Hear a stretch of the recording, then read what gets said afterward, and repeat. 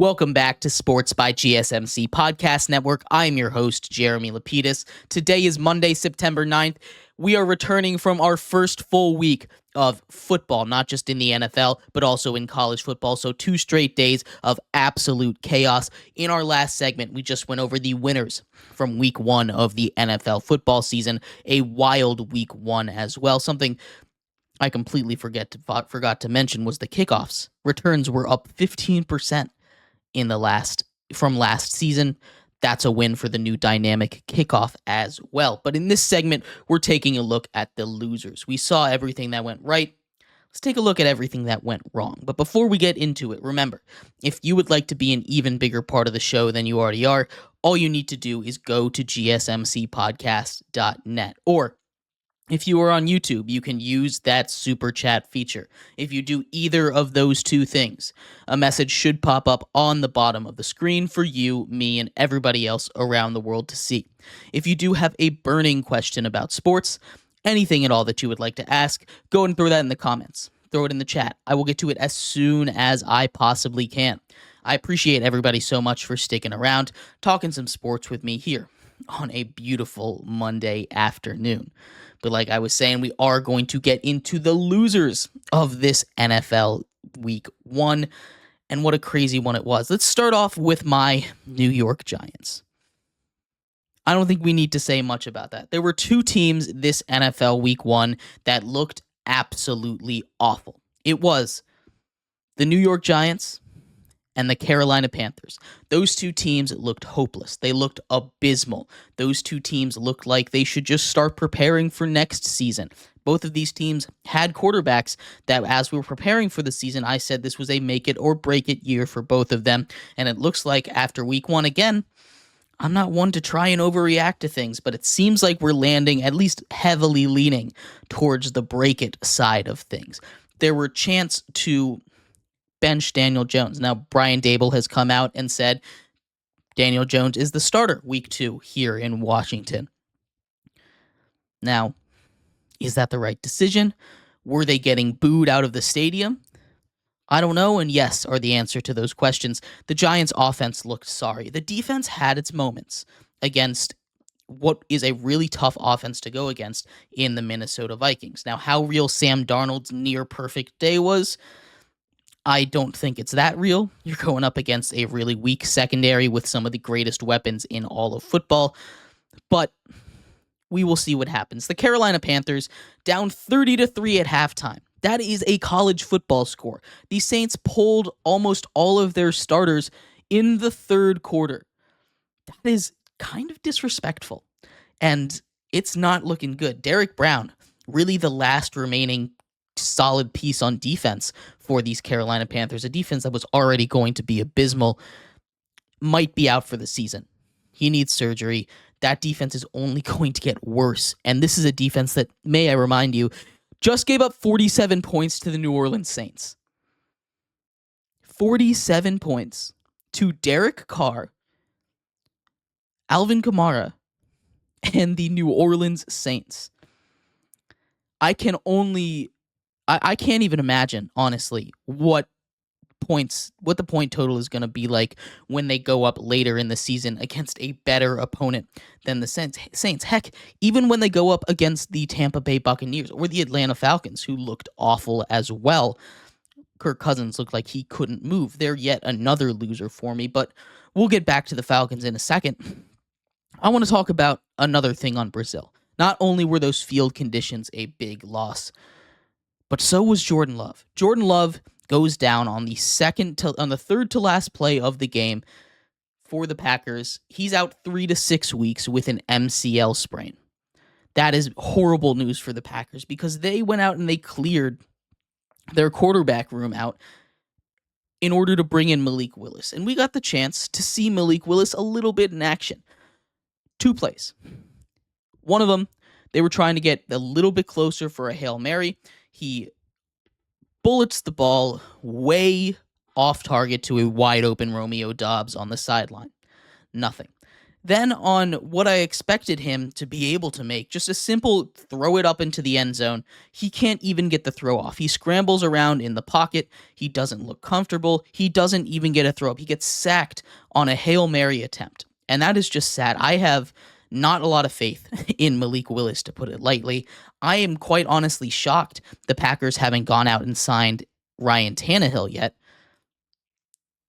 But the Packers season might be done before it starts. The Packers were a trendy Super Bowl pick by some people. I wasn't quite there with them, but Jordan Love definitely does look really good. In what we saw, him and Jaden Reed have a nice connection.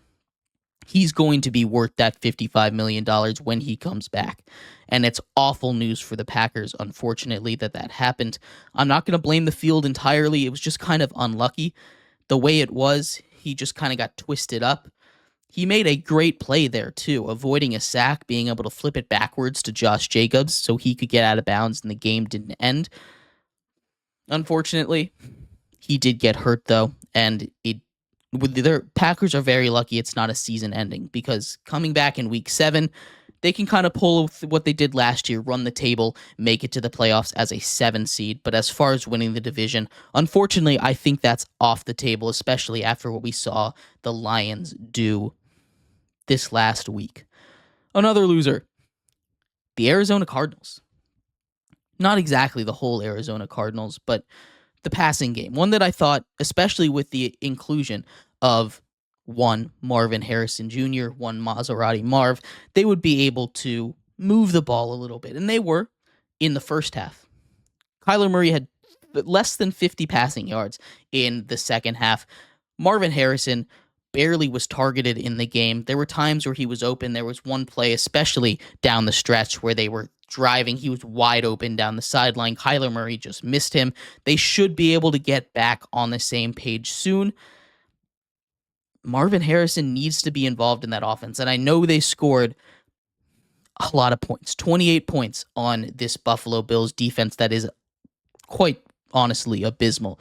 But they probably should have scored more, maybe even won this game if Kyler Murray is able to make that read. I need to see more out of this Cardinals team, but they did look a little bit promising, just a little bit. The Pittsburgh Steelers, the Atlanta Falcons, in an ugly game, both get a loser tag. Same thing with the Cleveland Browns. All three of those teams put up performances that, I mean, it's kind of unexcusable. The Cleveland Browns, the Steelers, those two teams are very similar. In fact, I might even say they're mirror images of each other. They both have stars on defense in TJ Watt and Myles Garrett. Their defense is doing everything they can to keep them in the game. TJ Watt had 3 strip sacks. Almost all of them were called off. I think he recovered 3 fumbles. 2 of them were called off due to penalties. He is a monster against this Atlanta Falcons team that just looked incredibly disappointing. Kirk Cousins could not move around at all. That Achilles injury is going to be an issue. I think they really need to think about giving him a little more time to heal. Put Michael Penix in the game, maybe. You drafted him that high for a reason. He looked good in his one appearance in the preseason. No idea why they didn't play him more in the preseason. Trying to hide him for something? Nah. It just doesn't make a lot of sense to me.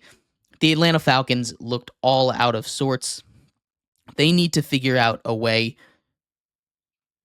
to, win a ball game, get some offense going at all. They did get a touchdown to one Kyle Pitts. Kyle Pitts' agendas are being pushed for the next 3 weeks now because he scored a touchdown.